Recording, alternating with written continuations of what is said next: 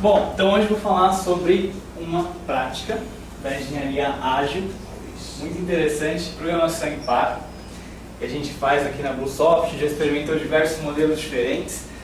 E eu fiz esse curso pelo Safari Books do Neil Ford, chamado Práticas de Engenharia Ágil, e um dos tópicos que ele aborda é programação em par. E ele abordou alguns temas, alguns tópicos interessantes desse assunto que eu não tinha visto antes. Então eu queria compartilhar um pouquinho dessas coisas com vocês. Essa é uma apresentação bem rápida, uma vez que vocês já conhecem, não tem muita novidade sobre o que é a programação em par em si. Como vocês sabem, na programação em par tem sempre o condutor e o navegador, certo? Então o condutor, ele é lá o piloto, é o cara que está com o teclado, o cara que está digitando, né? E a gente tem o navegador também, então eles têm papéis bem distintos.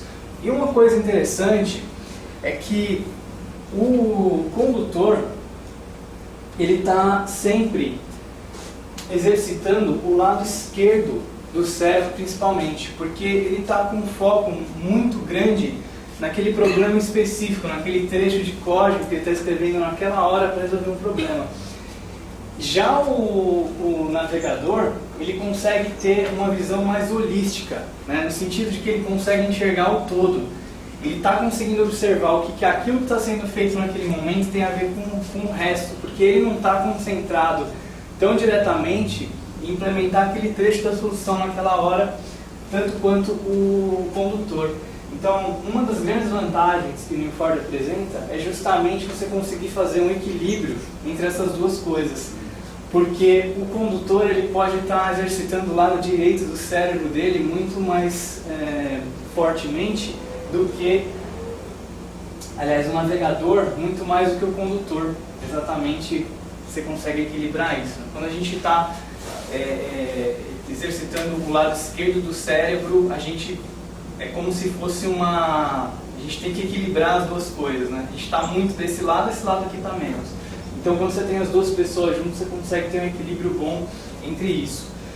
Ele fala da importância de o condutor estar narrando sempre o que ele está fazendo, né? Então, de você não cair naquela situação de que um cara está lá digitando, está fazendo alguma coisa, e o outro cara que está programando em par com ele do lado não está entendendo nada do que está acontecendo. Vocês já passaram por uma situação assim, na programação em par, quando está programando com duas pessoas, o condutor não narra, não explica direito o que ele está fazendo, você fica lá olhando com cara de trouxa, fica meio sem graça de falar que não está entendendo nada, e assim vai, né? O Rodrigo fez uma cara que sentiu familiar essa situação.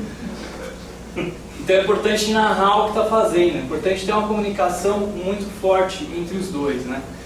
E uma das coisas que todo mundo sempre pergunta quando a gente fala da primeira vez para programação em par é isso aqui. Não significa que eu vou ter 50% menos de produtividade? Você tem um cara trabalhando numa coisa e outro cara trabalhando em outra coisa. Aí eu pego esses dois caras e falo, não, vocês vão trabalhar juntos. Eu não vou perder a minha produtividade? Não vai reduzir pela metade? Então tem até a fonte aqui de um artigo do The Economist, que é um jornal conhecido, né? Americano ou inglês, agora estou na dúvida. Eles têm um artigo que fala sobre experiências de programação em par. Então o que eles conseguiram constatar foi justamente isso aqui, ó. Quando você tem dois desenvolvedores trabalhando em par, depois de algum tempo praticando isso, o que você vai conseguir você vai ser 15% mais lento do que se tivesse cada um fazendo uma coisa, porém você vai ter 50% de redução de erros. Então, ou seja, se você for pensar que isso aqui leva tempo para ser resolvido também, então na realidade o saldo vai ser que não é mais lento, que é mais rápido, tá certo? E uma coisa interessante que ele aborda também é essa ideia do flow state. Quando a gente falou de GTD há um tempo atrás, a gente falou um pouquinho sobre o flow state. Então é aquele estado em que você está muito produtivo, você está muito concentrado naquilo que você está fazendo, certo? Vocês já se sentiram assim? E aí alguém vem e te interrompe. O que acontece com o seu flow state? Corta na hora, né? E ele usou essa metáfora de que é como se estivesse dormindo. Então, você não acorda uma pessoa que está dormindo, faz uma pergunta para ela, o cara está lá dormindo, está até roncando, você, como é que é tal coisa, tal coisa, tal coisa? O cara te responde. Você não espera que quando você for embora, ele vai automaticamente voltar a dormir do jeito que ele estava antes. Porque leva um tempo até o cara pegar no sono, até o cara relaxar, até chegar naquele estágio de sono que ele estava. E o flow state é do mesmo jeito. Então o cara está lá arregaçando, está desenvolvendo o problema, está com a produtividade muito alta. Aí você vai lá e faz uma perguntinha para o cara que nem precisava fazer, interrompeu o trabalho dele, ele vai perder esse flow state, ele vai demorar para voltar nesse flow state, não é automático, não é só você ir embora que ele já vai continuar onde ele estava. Então esse é um assunto bem interessante. Tem um livro chamado Flow, que aborda bastante essas coisas também. E aí os pares então chegam ao flow state mais rápido. Mas por que chegam ao flow state mais rápido? Por duas razões básicas. A primeira, você tende a interromper, você tende a não interromper um par mais do que a uma pessoa sozinha. Quando tem duas pessoas conversando ali, abordando, discutindo um assunto, trabalhando juntas, é mais difícil você ir lá e interromper. Você pensa, pô, os caras estão lá, tal, engajados, daqui a pouco eu vou lá falar com eles, deixa eles terminarem de conversar ali. Quando o cara está sozinho ali, é bem mais fácil você chegar e já interromper ele. Então esses são os motivos, é menos interrompido. E o segundo é que você é menos tentado a ficar olhando coisas que não estão relacionadas ao que você tem que fazer, ou seja, coisas que vão te tirar do seu foco. Seja Twitter, Facebook, o e-mail, qualquer coisa que vai tirar você do seu foco. Checar notícia no portal da sua preferência, você não vai fazer isso com o cara do seu lado. Então isso vai permitir que você chegue e mantenha o flow state, que está bastante ligado com a questão da produtividade também. Essas são algumas das razões pelas quais você não perde a produtividade pela metade, como intuitivamente a gente tende a pensar. Ele fala também da estação de trabalho, o Neil Ford, e da maneira que eles usam lá na TOTWORKS. Então, idealmente, você tem 2 monitores, 2 teclados, 2 ratos e uma única máquina. Em primeiro lugar, 2 mice, ia ficar estranho, porque a gente não costuma falar mice, mas mouses é pior ainda, né? Porque a gente está pegando uma palavra em inglês, usando em português e colocando no plural em português ainda. Então, de colocar 2 ratos, vai ficar menos pior do que colocar 2 mice, ou então 2 mouses, né? Mas beleza, tá valendo.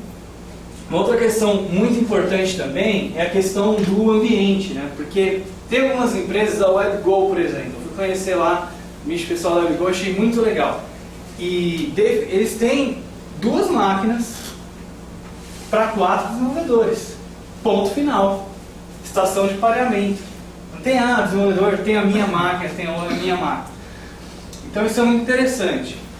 Algumas empresas fazem isso. Então, em vez de cada desenvolvedor ter a sua máquina, exatamente para já deixar claro que é programação em par, você vai ter uma máquina por par, e não uma máquina por desenvolvedor. Tá, isso aí vai te obrigar a fazer programação em par 100% do tempo. E aí, quando você tem essas características de você ter as estações de pareamento, é interessante que você tenha uma maneira de configurar essas máquinas automaticamente. A gente perde muito tempo configurando máquina, né? Configurando Eclipse, ambiente, seja lá qual for que você usa, sistema operacional, mesmo que estiver trabalhando com Ruby ou Rails, por exemplo, até você configurar todas as gems que você usa, instalar o AEVM, etc. tal, você leva um tempo. Então, ele recomenda você ter alguma maneira de automatizar a configuração desse teu ambiente. Se você perder, precisa instalar um novo, etc., tem que ser uma coisa rápida, não pode ser uma coisa que vai levar um dia de trabalho do time. Tem ferramentas para isso, tem esse Redmine, que é uma delas. Você pode criar scripts, né, shell, que em cima de uma imagem, por exemplo, ou em cima da instalação limpa de um sistema operacional, Unix, Mac, sei lá, vai deixar o seu ambiente configurado.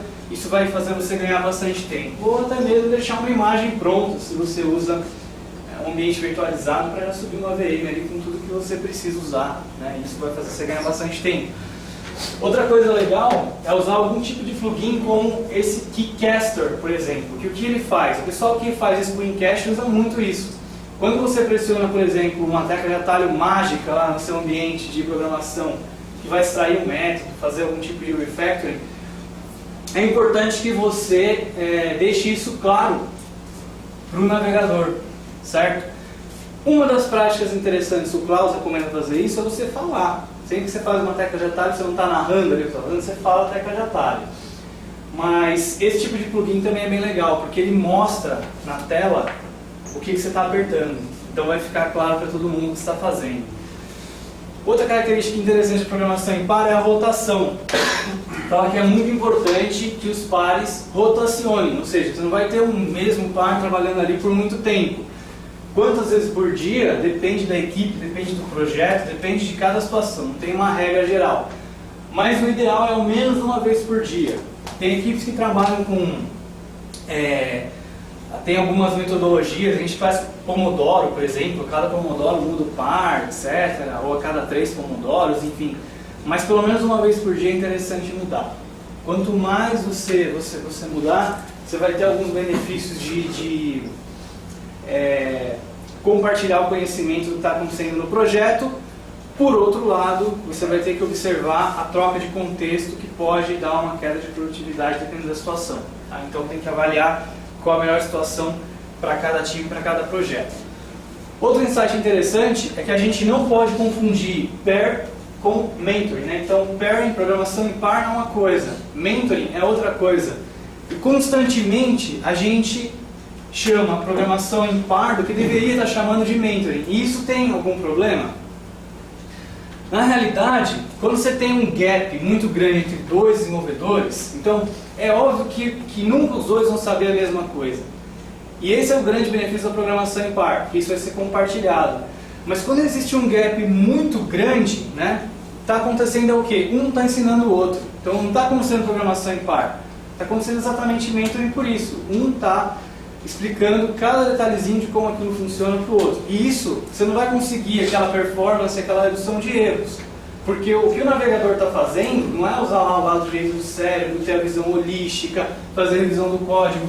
O que ele está fazendo é aprendendo, tentando entender o que o outro cara está fazendo.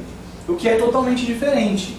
E o que o condutor está fazendo também é diferente. Ele está dando muito mais atenção para ensinar para o outro o que ele está fazendo do que para desenvolver a solução dele de fato de maneira rápida. As duas coisas são importantes e são úteis. As duas coisas, na maioria das equipes, têm que acontecer. Porém, o problema de você dar um nome de programação em par para mentoring é que aí o time vai começar a levantar vamos dizer assim, os sintomas do mentoring e vão começar a colocar isso como um problema da programação em par. A programação em par é lenta, certo? A programação em par é muito cansativa, porque o que é mais cansativo, o mentor ou a programação em par? O mentoring é muito cansativo. Então é recomendado que você nunca faça mentoring, por exemplo, por um dia inteiro. Imagina se fazer mentoring por uma semana inteira. É cansativo para quem ensina e é cansativo também para quem aprende. E muitas vezes, quando está acontecendo mentoring, né, a tendência é que quem está ensinando não divida 50% do tempo, por exemplo, para a pessoa que está aprendendo a exercitar. Exatamente porque ela é muito lenta naquilo que ela está aprendendo. Então é muito cansativo para as duas partes, certo? Então geralmente tenha tempo para fazer mentoring, chame de mentoring, tem os momentos certos e menos tempo. Na programação em par você vai precisar ter desenvolvedores com gap menor. Então aqui tem alguns guidelines, tem a referência aqui também de uma pesquisa feita em 2007, que indica, né, de acordo com essa pesquisa, quando que é interessante fazer programação em par e quando que não é. Então aqui a gente tem uma expertise do profissional, júnior, intermediário, sênior, né? E aqui a complexidade da tarefa. Então essas duas coisas contam na decisão se a programação em par traz ou não bastante benefício. Você tem um júnior, ou sei lá, vamos dizer 2 júniors, que vão fazer uma tarefa simples, vale a pena fazer?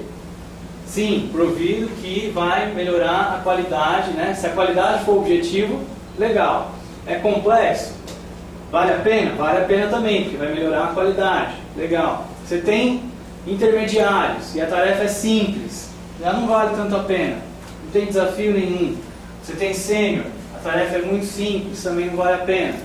Você tem sênior, a tarefa é complexa, não vale a pena, né? Ao menos que a tarefa for muito complexa ou que precisa ser resolvida satisfatoriamente por um programador sênior.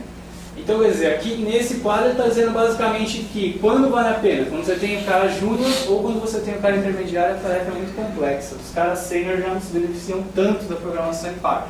Muito embora, né, esses guidelines são com base nessa pesquisa, isso não é consenso em toda a comunidade ágil.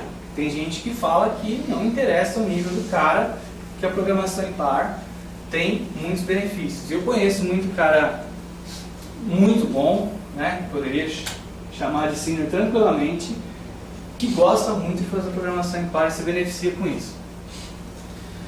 Tem a técnica do ping-pong parry, que faz ficar um pouco mais dinâmico. Então, para quem não conhece ainda, ela vai definir justamente quando você troca, não entre pares, né, que a gente falou antes de rotação, no sentido de você trocar os membros dos pares. Aqui a gente está falando de rotação no sentido de trocar os papéis, o navegador e o condutor. Como você pode fazer isso? Pode usar Pomodoro, por exemplo, a cada 25 minutos, pode usar algum critério, algum milestone. Quando a gente conseguir fazer isso, a gente troca. Pode usar também, é muito comum. E o ping-pong parry é a cada teste. Então um cara escreve o teste, deixa falhando, troca, o outro faz o teste passar, escreve um teste, deixa falhando, troca de novo, e assim vai ficando bem dinâmico.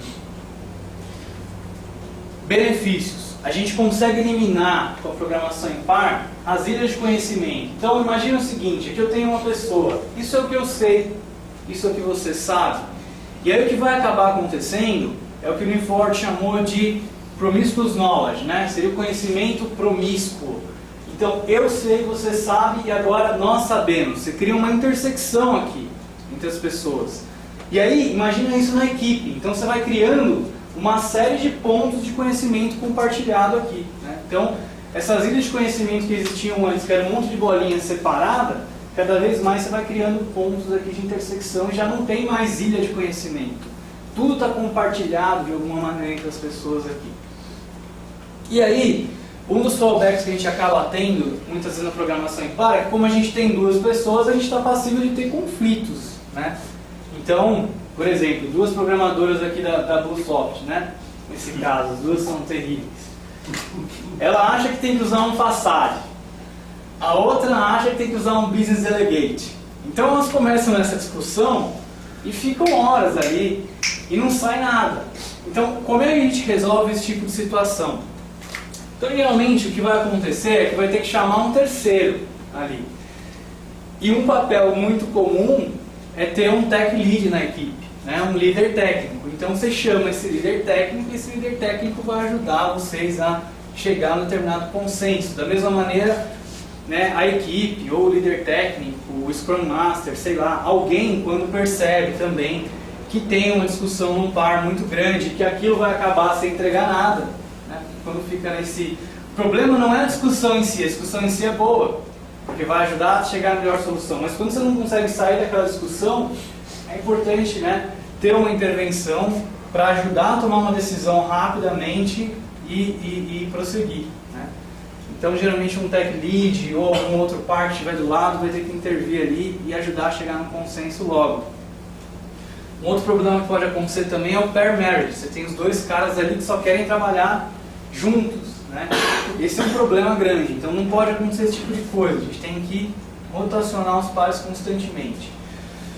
Quando você programa em par com alguém que é melhor que você, você se torna melhor também. Então é mais ou menos isso que eu tinha para falar. Algumas ideias novas, algumas coisas que eu vi lá no curso do Neil Ford. Quem quiser dar uma olhada lá no Safari Books, vale a pena.